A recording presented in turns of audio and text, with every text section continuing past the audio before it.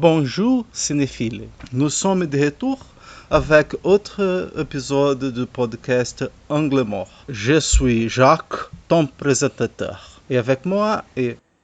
Lívia Vilas Boas, uma amiga do Thiago. O meu francês instrumental não comporta mais do que a brincadeira que eu fiz agora mais cedo. Pois é, a Lívia, assim como a Patrícia lá do episódio 6, ela estudou comigo direito, mas assim como a Patrícia, ela seguiu a carreira jurídica, terminou o mestrado no passado em Direito Internacional. Ela está dando aula de Direito Internacional lá na Faculdade Nacional de Direito. Mas, Olivia, você tem alguma outra coisa que você gostaria de adicionar para sua apresentação? Oi, boa tarde, cinéfilos. Thiago, muito bom estar com você nesse projeto. Parabéns. Como o Thiago adiantou, nós nos conhecemos na Faculdade de Direito, né? Mas acabamos seguindo rumos diferentes, mas nem por isso nos afastamos, né? O Thiago agora entrando no cinema e eu recentemente terminei um curso de mestrado em Direito Internacional, comecei a dar aula na Faculdade Nacional de Direito aqui na UFRJ e o tema das diferenças culturais sempre me atraiu, né? Sempre achei bastante interessante. E como não gostar desse tema, né, no cinema, né, que sempre abordou essa questão, tendo em vista os vários problemas hoje em dia que vemos, né, no mundo sobre essas diferenças. Então, eu agradeço a oportunidade de estar aqui com você fazendo esse programa. Muito obrigada pelo convite. Sim, vamos falar um pouquinho sobre a questão das diferenças culturais, né? A gente vai pegar dois filmes que tenham dois personagens, mas a gente vai fazer o seguinte: como a Lívia gosta muito de filmes franceses, a gente brincou de fazer o seguinte: a gente vai falar sobre diferenças culturais, mas vai falar sobre filmes franceses que abordam diferenças culturais, né? Então a gente vai pegar dois filmes franceses e os dois têm personagens franceses que interagem com personagens de outras culturas. É um tema muito atual, muito em pauta, né? A questão dos refugiados lá na Europa, né?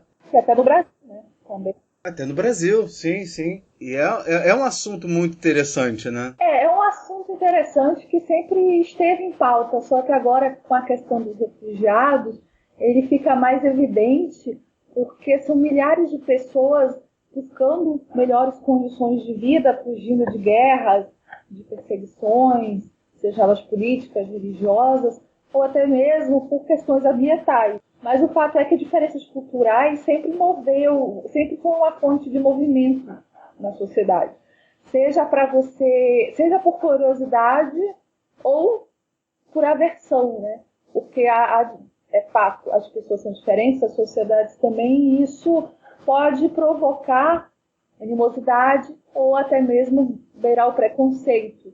Então, às vezes, os estrangeiros não gozavam de qualquer direito, né? E é interessante notar como isso mudou no decorrer dos anos com a questão dos refugiados, que são garantidos a eles o direito de buscar melhores condições de vida em outros países. É muito interessante isso, é um tema que realmente sempre me atraiu.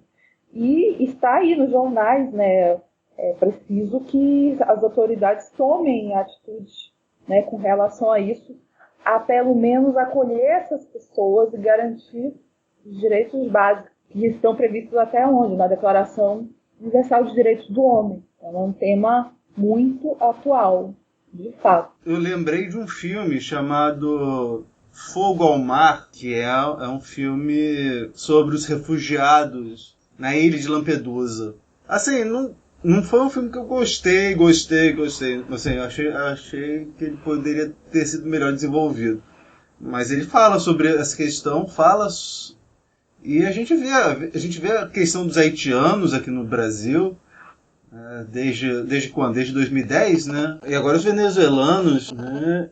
E as nossas autoridades atuais são radicalmente contra esse acolhimento. Infelizmente tem sido assim. Você pode notar também com o tratamento que tem sido dado aos médicos cubanos. E eles vieram, eles são reconhecidos pelo trabalho que tem sido feito, né, nos hospitais públicos, até porque essas pessoas estão dispostas a ir em lugares muito longínquos, às vezes não tão acessível ou interessante aos olhos dos brasileiros. E por questões políticas, né, foi mudado, né, essa política. E, de fato, a população tem se questionado qual é o porquê disso, né, se estava beneficiando essas pessoas, né, as populações principalmente de baixa renda que precisam utilizar de serviços médicos públicos. O fato é que, tendo em vista essas reclamações, acho que o governo percebeu um pouco a falha e está tentando ignorar um pouco isso. Mas esses são pequenos exemplos, né, que mostram como as diferenças culturais fazem parte do nosso dia a dia, né, e que as pessoas também não têm que ser iguais. Né, as pessoas elas são diferentes no modo de ser, de pensar, de agir. E acho que isso é que torna a sociedade mais rica, né, mais interessante. O encontro com o outro é, na maioria dos casos, sempre benéfico. Essa interação, as trocas de experiência, as trocas de conhecimento são sempre bem-vindas. Você olha o seu ponto de vista e o do outro. Você percebe que o outro não tem que ser necessariamente igual a você, pensar como você, agir como você, seguir a mesma religião, né, ter os mesmos costumes. O fato de você aceitar o outro e lidar com as diferenças, acolher, né, essas distinções, é o que, de certo modo, também vai mostrar o quanto uma sociedade ela está ou não aberta, né, para a diversidade. O quanto a maturidade, né, naquela sociedade em aceitar o que é diverso, o que é diferente. É claro que talvez vivemos um momento hoje, não falo só no Brasil, no mundo, em que percebe-se uma grande aversão, né, ao estrangeiro, sobretudo nesses governos de direita, né, até mesmo na Europa. Infelizmente, você vê os governos fechando as fronteiras, não só para refugiados, mas para que as pessoas tenham o direito de ir ou vir. Né? Tudo há uma tendência hoje em se fechar, né? Vídeo até próprios Estados Unidos. Mas, enfim, acho que a gente tem que sempre buscar mudar um pouquinho isso. Se já é complicado para o nosso governo ter solidariedade e apreço pela diversidade em relação aos próprios cidadãos brasileiros, imagina a postura dele em relação ao estrangeiro. É verdade, você tocou num ponto fundamental. Se o governo não consegue ser sensível às próprias demandas de sua população, o que dirá de outros? Torçamos para que isso mude, né? Uma coisa que eu reparei agora é que o Dioniso, deus do vinho para os gregos, ele também é o deus estrangeiro, por dois motivos. Por um, você tem que o culto dele começou fora da Grécia. Algumas pessoas falam que foi na Trácia. Há controvérsias sobre isso, não vou entrar nesse assunto. Mas ele também é um deus estrangeiro, no sentido de que ele é filho de Zeus com Semele, e a Hera, muito enciumada das escapadas de Zeus, perseguiu muito o Dioniso, até o ponto de que o Zeus escondeu o jovem deus na sua coxa e acabou levando o garoto para a Ásia para ser cuidado por umas ninfas. E tem um epiteto de Dioniso que fala que ele é o deus que chega. Por isso ele está sempre muito ligado ao estrangeiro. Mas também, ainda falando sobre os gregos, a gente tem que notar a relação de filia com xênia. Os gregos tinham 3 palavras para se referir ao amor. Eles tinham eros, que era o amor carnal, tanto que a gente vê eros, erótico, essas coisas assim, né? A gente tem o ágape, que seria um amor espiritual, um amor universal, tanto ao ponto que os primeiros cristãos vão usar esse termo para chamar aquele amor que Deus teve ao ponto de dar seu único filho em sacrifício para a remissão dos nossos pecados. Quando Paulo vai falar de amor, lá no capítulo 13 da sua carta aos Coríntios, ele está falando de ágape. Eu até coloquei essa passagem lá na página do Facebook, extraída de um filme do Sion Sono, né, que é o Love Exposure. E por fim a gente tem filia. A gente lembra, na época do ensino fundamental, né, quando a gente vai aprender construção de palavras, a gente tem radicais latinos e radicais gregos, e sempre na lista tem a palavra filia, que significa amizade, né? Então, quando você tem a palavra filósofo, você está querendo falar de amigo da sabedoria. Cinéfilo, cine, cinema, filia é amizade. Então você tem cinefilia como amizade pelo cinema. É importante ressaltar que os gregos tinham, além dessa questão de amizade, a palavra filia tinha muita relação com xênia, que é a relação com o estrangeiro. Tem uma passagem no livro do Francisco Ortega chamado Genealogias da Amizade. É muito interessante, eu vou dar uma lida. Usado no sentido afetivo, filos é a expressão de proximidade e de relações de parentesco. Homero o utiliza frequentemente como um epíteto ou uma forma afetuosa para se referir aos membros de uma família. Em uma sociedade regida por um sentimento de insegurança, personagens homéricos se referem aos filói como os homens e os objetos que garantem sua segurança, independência, a autarqueia, quando se afastam de sua região. Essa necessidade de segurança se exprime igualmente na importância atribuída às relações de hospitalidade, nas quais o hóspede, o xenos, aparece como caso especial do filos. O tratamento de filos corresponde ao comportamento diante do estrangeiro hóspede. O significado do verbo filém é também ambíguo, designado a ação da influência sobre pessoas que são protegidas, as mulheres, crianças, parentes e escravos. Filém também possui o sentido de exprimir a hospitalidade, de receber os estrangeiros e de se beijar como sinal de reconhecimento entre os filói, como aparece em Heródoto referindo-se ao comportamento dos persas. Filém determina a conduta de quem recebe o estrangeiro, xenos, na sua casa e o trata segundo os costumes. Entre o estrangeiro e o hóspede se institui um vínculo, o filotes, realizado num ato solene que se converte os contratantes em filói, obrigando-os a cumprir a reciprocidade implícita na relação de hospitalidade. Filotes aparece assim como uma amizade de um tipo muito definido, que estabelece vínculos e supõe compromissos recíprocos com juramentos e sacrifícios. Trata-se de uma relação de aliança, de hospitalidade, que adota um caráter quase jurídico, uma ética fortemente codificada na qual o honor vira o único elemento afetivo. E aí eu citei a Bíblia há pouco tempo atrás e eu não posso deixar de mencionar uma passagem que todo mundo que fez catecismo sabe.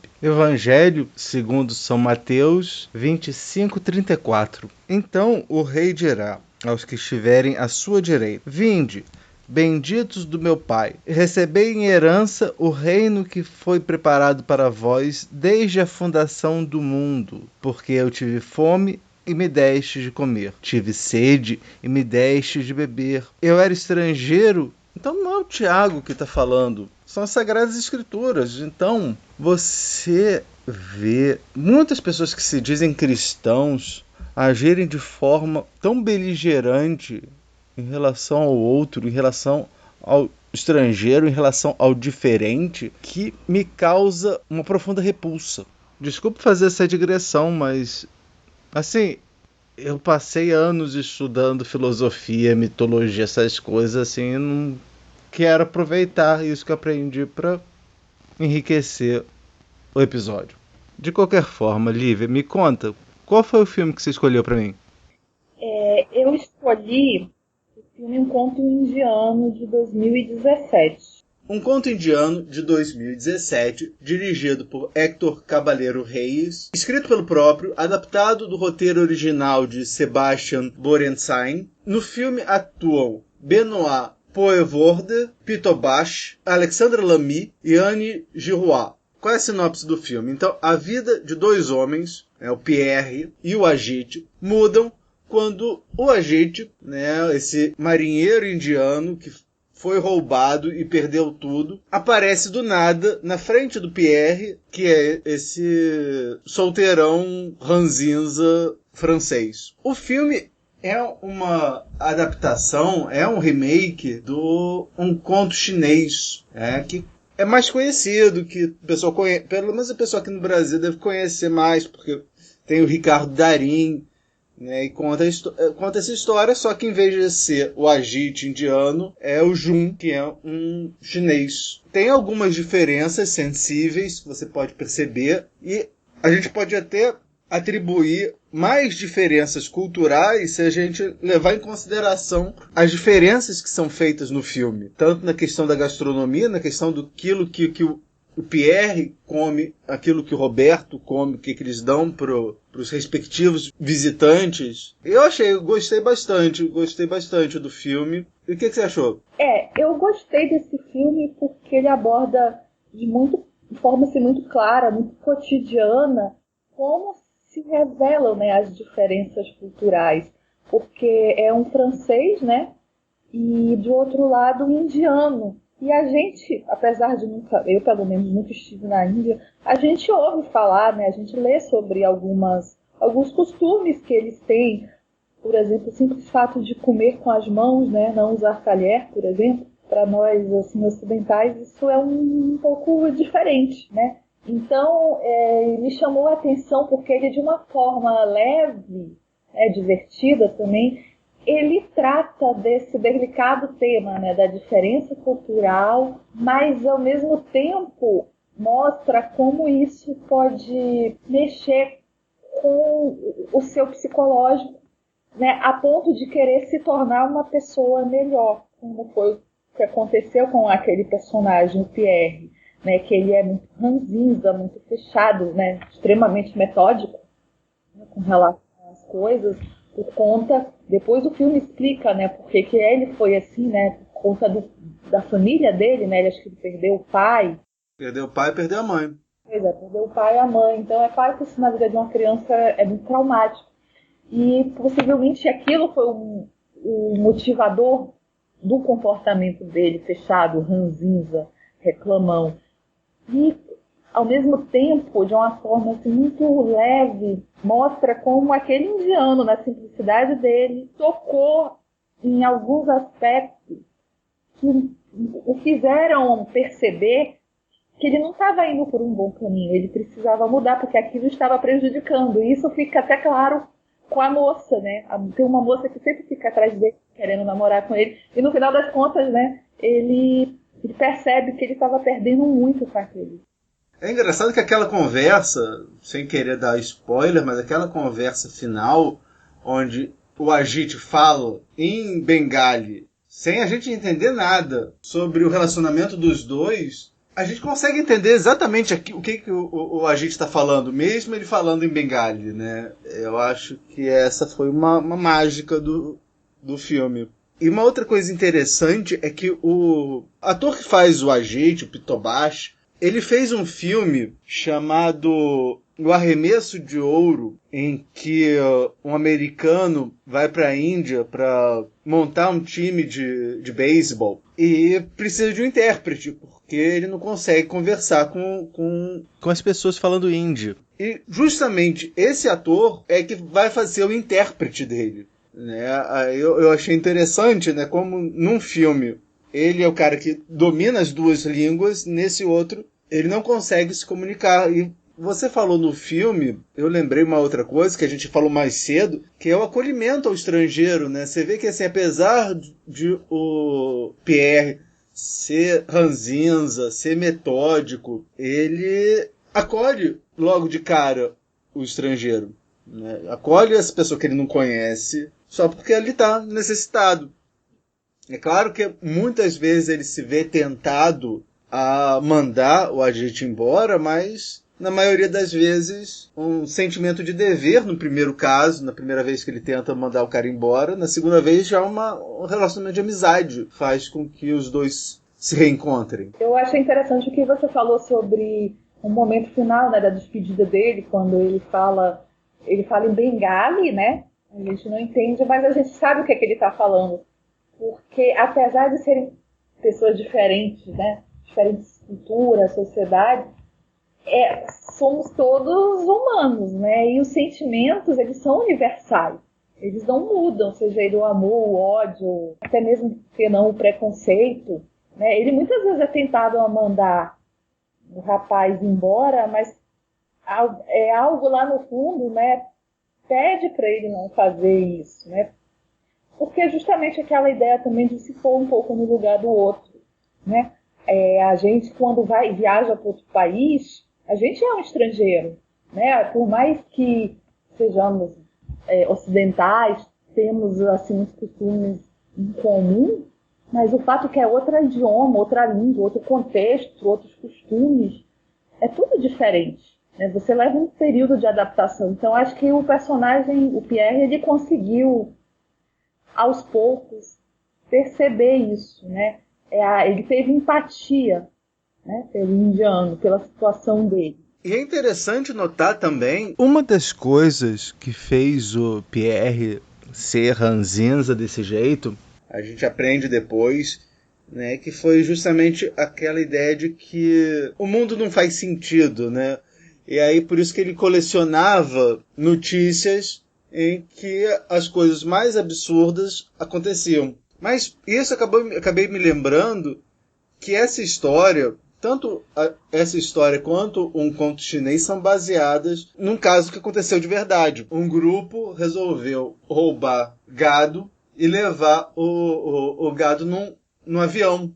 As vacas estavam muito inquietas e aí eles jogam pelos ares as vacas. E uma das vacas acabou caindo num navio pesqueiro japonês. E aí, a partir daí, é que o Sebastian Borenstein, quando ele escreve um conto chinês, ele vislumbra essa ideia de fazer um filme baseado em coisas tremendamente incomuns que não fazem sentido. Mas no momento em que o personagem estrangeiro, né, o Ajit, no caso, né, mostra para ele que, não, peraí, isso daí faz sentido, eu acho que toda aquela ranzinzice dele, todo o mau humor dele, meio que vai se desconstruindo, né? Sim, ele passa por um processo de desconstrução, o que não é muito fácil, né, nem rápido, mas ele vai percebendo que aquelas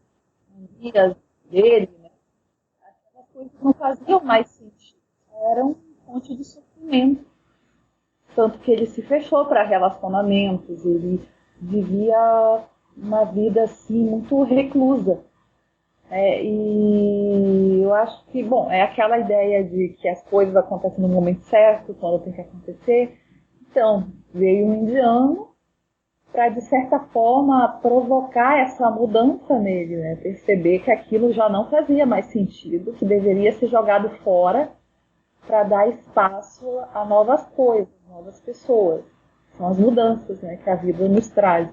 Se a gente é aquilo, bom, é o universo, né? Se a gente não muda por nós mesmos, alguma coisa virá para fazer com que essa mudança opere na gente, para abandonar coisas velhas, para dar espaço a novas, né?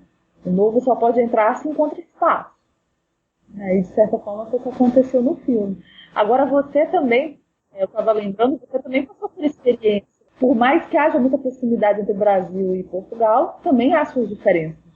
Há bastante diferenças. Principalmente, quer dizer, eu posso falar do ambiente acadêmico. O ambiente acadêmico é bem diferente do ambiente acadêmico aqui do Brasil. Tem uma coisa que eu achei interessante, que o diretor só coloca muito sutilmente no filme, é que o Pierre é fascinado por barcos. É por isso que ele estava lá no porto na hora em que o Ajit, né, é roubado. Né? Você repara nessa fascinação porque ele tem um barquinho lá no retrovisor. E também ele tem uma coleção. Quando fala, eu gosto de colecionar coisas, a câmera aponta para uma coleção de barcos, de barquinhos que ele tem em miniatura. Eu achei interessante. É muito sutil essa demonstração de o que ele estava fazendo lá no porto, né?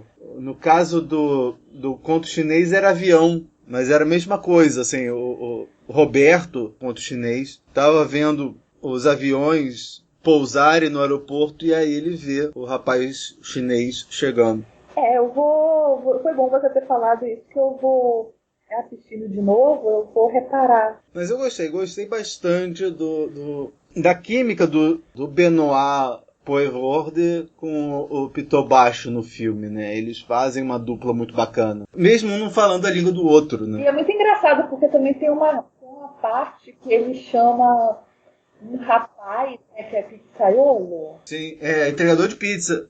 Para fazer a tradução, né, do bengali para o francês. Coisa fantástica, que também é muito sutil, como é que o Pierre sabe que o entregador de pizza sabia bengali. Tem uma cena logo no começo do filme em que o Pierre está ajudando o Ajit a encontrar o tio, e ele passa no restaurante. E aí no restaurante o cozinheiro, que estava do lado de fora do restaurante, né, fala bengali.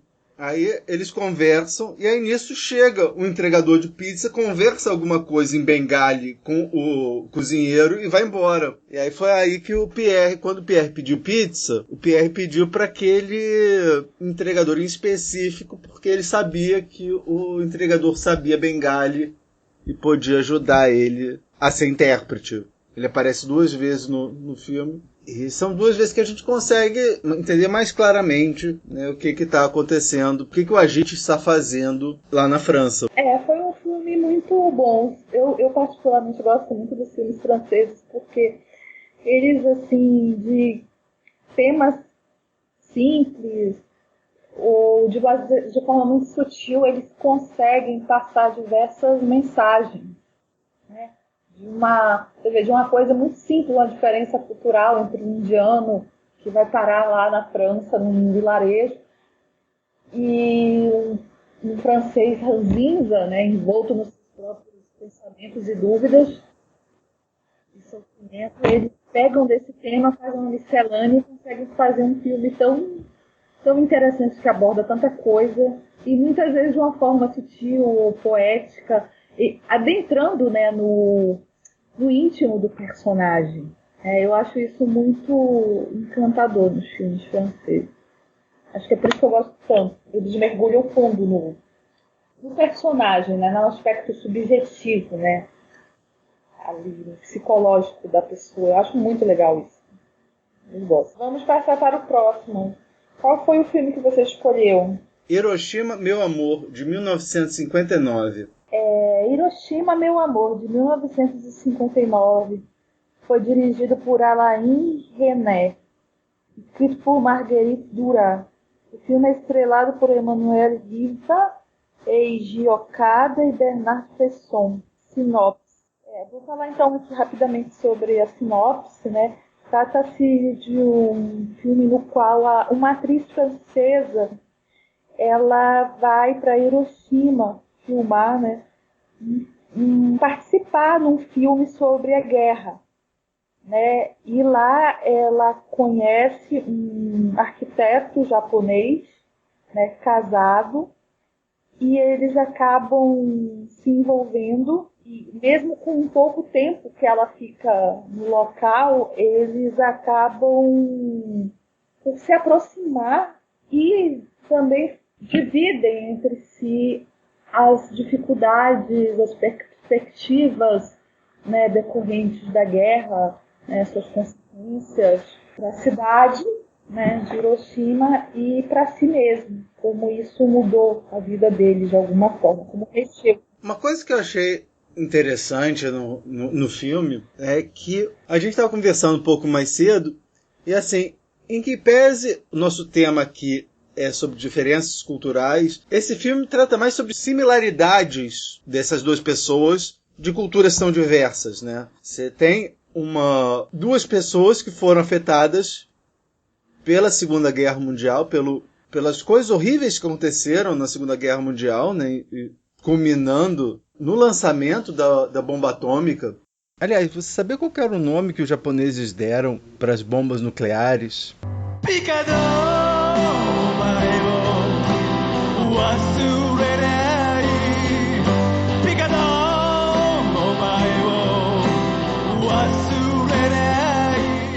a segunda referência ao Sion Sono num só programa que nem é sobre ele. Desculpa, galera. Mas voltando ao assunto. Você vê assim, tipo, que são duas pessoas que sofreram muito com a guerra.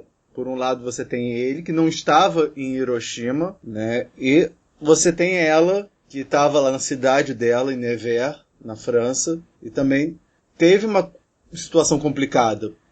Sim, é verdade. A primeira parte do filme é como se fosse um documentário, né? Porque, assim, ao que parece, o René tinha sido contratado para fazer um documentário sobre Hiroshima. Nos moldes daquele outro filme que ele fez, Noite Neblina, mas ele resolveu fazer um filme de ficção. Mas essa primeira parte ainda é uma parte de documentário, que ele pega trechos de alguns filmes que foram feitos antes, e esses filmes mostram a brutalidade que foi o final da Segunda Guerra, né? A bomba de Hiroshima, não é?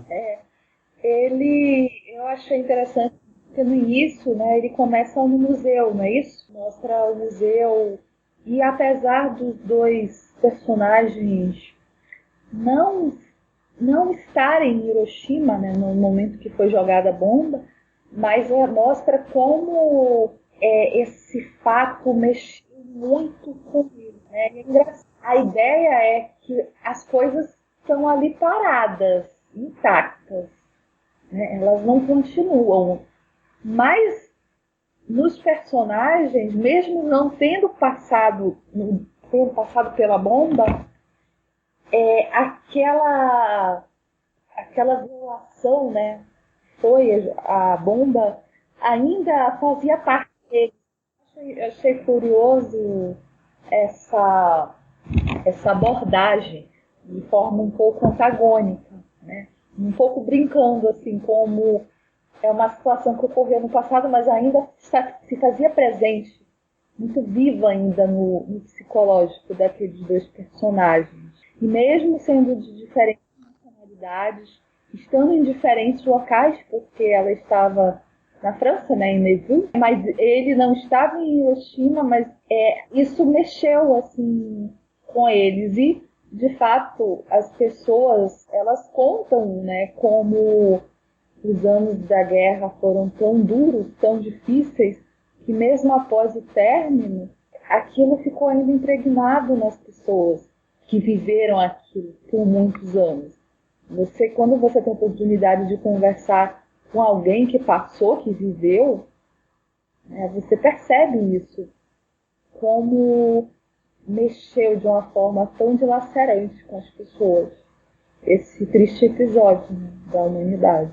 O primeiro frame do filme é como se fosse um casal abraçado. Você vê como se eles estivessem queimados. Lembra muito, né, os corpos que foram encontrados em Pompeia. E aí depois você corta para os dois juntos. E uma outra coisa, depois que ela dorme com ele, ela acorda no dia seguinte, ela está com kimono. E geralmente ele está de terno, né? Então, assim, tipo, ele está vestido de ocidental e ela está vestida de oriental. Mas no momento do banho, onde os dois estão nus, você vê que essas diferenças culturais meio que se desmoronam e só tem, assim, tipo, homem e mulher juntos. Também são dignos de nota os paralelos no filme. Ao longo do filme você vai conhecendo mais sobre ela do que sobre ele. É verdade, né? Porque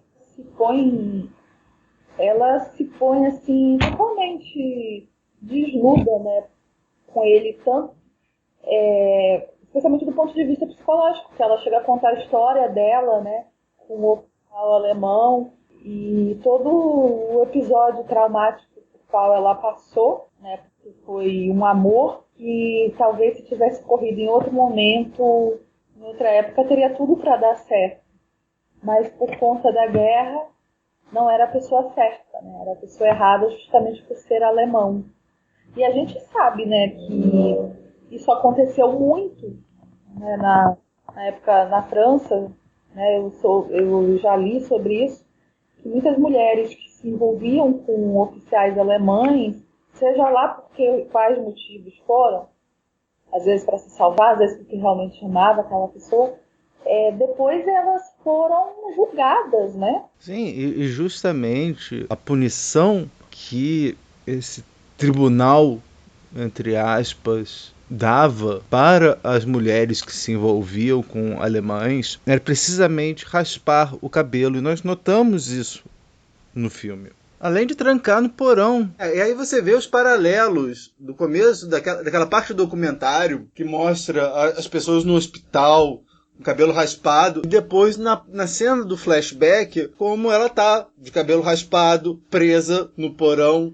E isso meio que culmina numa das cenas finais do filme, que foi uma inovação lá do René, que foi mostrar Nevers e Hiroshima, assim, tipo, com ângulos idênticos, né, e com cortes comparando as duas cidades. Eu achei isso muito interessante. Duas coisas. Primeiro, você reparou os gatos? Tem 2 gatos no filme. Na cena em que ela está gravando o filme dela, tem um gato branco. E lá em Nevers, lá no flashback, você tem um gato preto. Eu acho que isso daí também serve como paralelo dos dois. E é interessante também que uma coisa que o René deixa meio claro é que esse filme não é sobre a guerra, mas é antes sobre a paz. Cabe lembrar que os personagens não têm nome, ele é ele e ela é ela, mas ela diz que... Qu'est-ce que c'est le film dans lequel tu joues? C'est un film sur la paix. Qu'est-ce que tu veux qu'on tourne à Hiroshima, sinon un film sur la paix? É interessante, porque eu lembro do gato no filme da Paz, no filme, quando ela tá no set de filmagem, né, e ele vem atrás dela. Ela sempre pede para ele não voltar, mas ele volta, né? É engraçado. Já no Nevers, eu acho que eu lembro vagamente de um gatinho preto na cabana. Acho que sim, muito rápido. Mas de fato também eles não se referem, não falam em nomes. Em nenhum momento há referência a qualquer nome. Ela não me lembra se fala do nome do amor dela, da Alemanha. Não, também não. Não há nomes no filme. Mas mesmo com as diferenças culturais e diferenças de perspectiva, né, eles conseguem assim se conectar, né, de alguma forma. É muito intenso o amor, o sentimento que um sente ali pelo outro. Exato, você começa um relacionamento carnal, você subentende-se que os dois já fazem isso normalmente, né, de ter relacionamentos extraconjugais, mas ao longo desse dia que vai passando, que ela iria para Paris, iria voltar para Paris no dia seguinte, o relacionamento deles vai estreitando. Mas outra coisa também que me chamou muita atenção foi o fato dela... Ela parecia muito angustiada e não querer esquecer o amor dela da Alemanha e agora esse amor com ele, né? Tanto que o filme acaba e ele fala, né, alguns fatos, o nome da cidade, né, por exemplo, para deixar bem claro para ela, olha, não vou esquecer. Né, porque isso parecia deixá-la muito angustiada, o esquecimento. Sim, né, no final do filme, né, chamado Casablanca, né, que é uma referência ao filme Casablanca, né, que é realmente um amor que foi há muito perdido, que meio que reaparece num país distante. Que foi o caso do filme, porque o relacionamento dele com ela desperta nela, ou melhor, faz com que ela se lembre, com que ela se relembre do relacionamento que ela teve durante a Segunda Guerra Mundial. Um soldado alemão meio que reaparece, porque ela não contou essa história, né, nem para o marido. Porque provavelmente devia ser muito complicado ela conversar com o marido que ela se relacionou com um soldado alemão, né, por todo esse estigma que ela já carregou quando ela estava em Nevers. Ela teve até que sair de Nevers, ir para Paris. Mas o amor volta, né? A vida acabou... E aí eu lembrei, né, de uma cena que tem logo no comecinho, né, que ela fala, né, que a vida acabou voltando. Mesmo após a bomba de Hiroshima, a vida acabou voltando. Né? Depois de alguns dias, né, animais começam a surgir debaixo da terra. As pessoas começam a voltar. J'ai vu les actualités. Le deuxième jour, dit l'histoire, je ne l'ai pas inventé. Dès le deuxième jour, des espèces animales précises ont ressurgi des profondeurs de la terre et des cendres. Des chiens ont été photographiés pour toujours. Je les ai vus. J'ai vu les actualités, je les ai vus. Du premier jour, du deuxième jour, du troisième jour. Eu acho que é esse a mensagem do filme, né? É isso mesmo, ela mostra como, apesar das nossas dores, né, dos sofrimentos, querendo ou não, a vida continua e você tem que seguir adiante, né, porque ela não vai parar por conta das suas dores ou problemas, né, ou tragédias, né. Então, mesmo muitas vezes eles parecendo sem esperança, né, o filme toca nesse ponto. A vida segue, ela não vai parar querendo ou não, e você tem que continuar. E acho que daí que vinha o medo dela de esquecer. A vida continua e é natural que você comece a esquecer de certas coisas. Até porque aquilo que eu falei antes, né? Para vir novas coisas, você tem que deixar o passado lá atrás, né? E é a ordem natural da vida. Né? Ela não para, ela continua, tem que seguir em frente. Todo dia é um dia novo, né? Até as religiões falam muito isso, né? Um dia novo, uma nova chance, né? Um novo recomeço. Não se deve olhar para as coisas que já passaram, né? Tem que olhar para diante, para frente, desde que passou atrás. Eu acho que os dois filmes são bons e fica a recomendação, né, para os ouvintes, assim, quem tiver interesse, assistir, porque são filmes que falam, sim, de diferenças culturais, mas também falam de seguir em frente, né, de continuidade. A vida é um ciclo contínuo, ela não estagna, né? Nós que às vezes temos a tendência de nos apegarmos ao passado, coisas boas ou ruins, não sei, e ficarmos ali presos. Então os dois filmes, acho que de certa forma ele concluem na ideia de seguir em frente, né? A vida é estável e a gente aprende as lições do passado para não repeti-las no futuro, né? Com os nossos erros, né? Aquilo tudo serve de aprendizado. É verdade, assim, eu não tinha me tocado, só quando você me falou que eu me toquei que realmente uma outra coisa que liga os dois filmes é exatamente isso, né? Porque o Pierre também era muito ligado ao passado, assim como o próprio Agite, né? Era muito ligado ao passado e ao longo do filme eles vão aprendendo a seguir em frente. É a ideia de desapego, né? Porque o apego também... Apego não é só a gente pensa aos bens materiais, né? Apego pode ser a lembranças, a pessoas, a situações. E a gente tem uma certa tendência a nos apegar. Então, acho que os dois filmes, eles, no fundo, eles tratam também desse tema, né? Do desapego, de seguir em frente, de seguir adiante, porque a vida continua, a natureza se renova e a gente também é obrigado, querendo ou não, a renovar.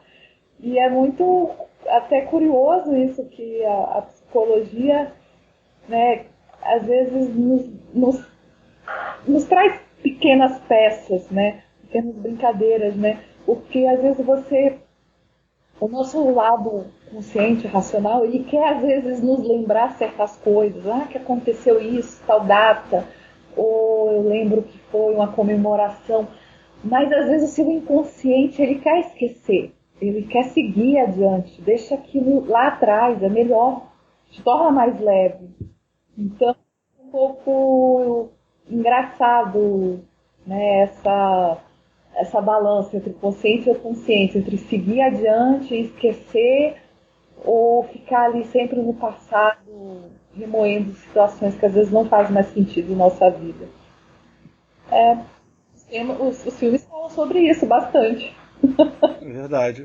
Olivia, poxa, muito obrigado por participar aqui com a gente. Foi uma conversa maravilhosa. Espero que os nossos ouvintes também tenham gostado. Poxa, sempre que você puder, a gente conversa, a gente fala sobre filme. Eu sempre aprendo muito com você, então...